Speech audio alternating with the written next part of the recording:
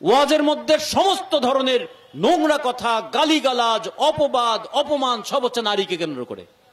আর একটা কি, হিন্দু সম্প্রদায়ের মানুষের উপর আক্রমণ করবার জন্য। আপনারা দেখবেন যে ওয়াজগুলো হয়, সে ওয়াজ শুনে মানুষের মধ্যে ধর্মীয় নৈতিক বোধ জেগে ওঠার কথা, কিন্তু সেখান থেকে মানুষের মধ্যে একটা বিদ্বেষ তৈরি হয়, ঘৃণা তৈরি হয়। সেই ঘৃণা কার বিরুদ্ধে? সমস্ত অপরাধের মূল হচ্ছে নারী। ওয়াজের মধ্যে সমস্ত ধরনের নোংরা কথা, গালিগালাজ, অপবাদ, অপমান সব হচ্ছে নারীকে কেন্দ্র করে। আর একটা কি, হিন্দু সম্প্রদায়ের মানুষের উপর আক্রমণ করবার জন্য, ধর্মের মহত্ব প্রচার করবার জন্য নারী এবং অন্য ধর্মের মানুষের উপর আক্রমণ কেন আপনারা করেন? সহজ বলে, সস্তা বলে, মানুষকে সহজে বিভ্রান্ত করা যায় বলে। একদিকে পুঁজিপতিরা বিজ্ঞাপনে নারীকে মডেল হিসেবে ব্যবহার করার নামে নারী দেহকে পণ্য বানিয়ে ফেলছে, আর একদিকে নারীদেরকে অবজ্ঞা করা, হেয় করা, তুচ্ছ করা, তাচ্ছিল্য করার চেষ্টা করছে।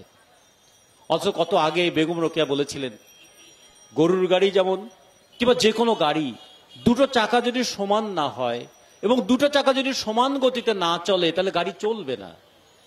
আমাদের সমাজে নারী পুরুষ মিলেই সমাজ। নারীদের যদি সেই গণতান্ত্রিক অধিকারটা না প্রতিষ্ঠিত হয়, নারীদের যদি সেই যোগ্যতাটা তৈরি করা না যায়, নারীদের যদি সেই মর্যাদা তৈরি করা না যায়, এই সমাজটাও গণতান্ত্রিক হবে না, মর্যাদা সম্পন্ন মানুষের সমাজ হবে না।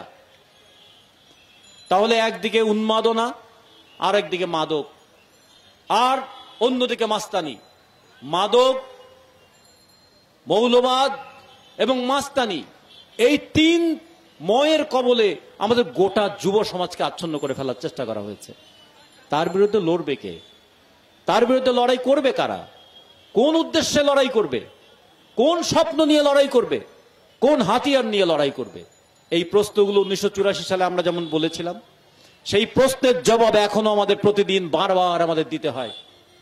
সেই প্রশ্নের জবাব দিয়ে দিয়ে যুব সমাজের যুবকের বিবেকের কাছে, ওই বৃদ্ধদের কাছে, অসহায় বৃদ্ধ যে বলছে যে ভগবান, ঈশ্বর, আল্লাহ, তুমি ছাড়া আর আমার কেউ নাই, সেই মানুষের কাছেও ভরসা হিসেবে এই করোনাকালে যুবকদেরকেই যেতে হবে। আমরা যে কারণে বলেছিলাম, করোনায় যখন বিশ্ববিদ্যালয়গুলো বন্ধ করে দেওয়ার কথা হলো, শিক্ষা প্রতিষ্ঠান বন্ধ করে দেওয়ার কথা হলো, আমরা তখন সমাজতান্ত্রিক ছাত্রফ্রন্টের মাধ্যমে এই কথা বলবার চেষ্টা করেছিলাম, শিক্ষা প্রতিষ্ঠান বন্ধ নয়, শিক্ষার্থীদের মধ্যে থেকে ভলান্টিয়ার তৈরি করো, হাজার হাজার লক্ষ লক্ষ ভলান্টিয়ার তৈরি করো। এই ভলান্টিয়াররা মানুষের পাশে দাঁড়াবে, মানুষকে সহযোগিতা করবে, তাদের যৌবন আছে, তাদের তারুণ্য আছে, তাদের রোগ প্রতিরোধ ক্ষমতা আছে, এই রোগ প্রতিরোধ ক্ষমতা নিয়ে মানুষের পাশে তারা দাঁড়াবে। একটা বছর তারা ঘরে বসে থাকলো, এই একটা বছর তাদের বয়স বাড়লো, তারা সমাজের কোনো কাজে কি লাগলো? লাগলো না। হতাশা বাড়লো তাদের। এক বছর পরে ফিরে এসে তারা বলবে, একটা বছর তো চলে গেল, চাকরির বয়স কি এক বছর বাড়বে না?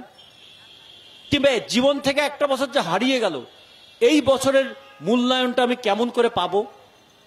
এই প্রশ্ন তাড়িত করছে সেই তরুণদেরকে।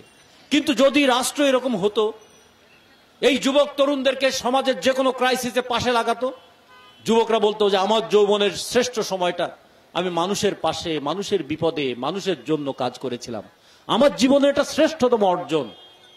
যেটা শ্রেষ্ঠতম অর্জন হতে পারত, সেটা এখন নিকৃষ্টতম হাহাকারের সময়ে পরিণত করা হয়েছে। এখান থেকে বোঝা যাবে রাষ্ট্র কি চায় এবং আমরা কি চাই।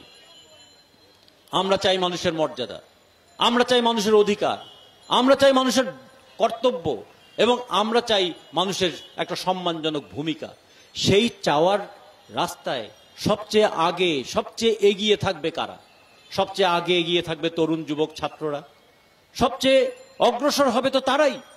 তাদের উপর তো এই সমাজ তাকিয়ে আছে, তাদের দিকেই তো মানুষ প্রত্যাশা করে আছে, তাদের দিকে তো মানুষের প্রত্যাশার দু চোখ মেলে মানুষ তাকিয়ে থাকে। ফলে সমাজতান্ত্রিক ছাত্রফ্রন্ট শুধুমাত্র ছাত্র সংগঠনের কাজের মধ্যেই তার সমস্ত কাজকে সীমাবদ্ধ রাখে নাই। তারা ছাত্র হিসেবে শিখবে, বিশ্বজোড়া পাঠশালায় ছাত্র হিসেবে যেমন শিখবে, তেমনি বিশ্বের সকল মানুষের মুক্তি আন্দোলনের সঙ্গে তারা তাদের নিজেদের অংশকেও নিশ্চিত করবে। তারা বলবে এই বিশ্বের যেখানে নিপীড়িত মানুষের ক্রন্দন, সেখানেই তার পাশে ছাত্র সমাজ আছে, এবং সেই ছাত্র সমাজের অগ্রণী অংশ হিসাবে সমাজতান্ত্রিক ছাত্রফ্রন্ট আছে। এই প্রত্যাশাটা এবং প্রতিজ্ঞাটা আমরা করেছিলাম, এবং সেই প্রত্যাশা এবং প্রতিজ্ঞা পূরণের পথে একটু একটু করে আমরা এগোচ্ছি। আজকে দেখুন, যখন এই করোনা নিয়ে এই এত কথা, আমরা বলেছিলাম সকল মানুষকে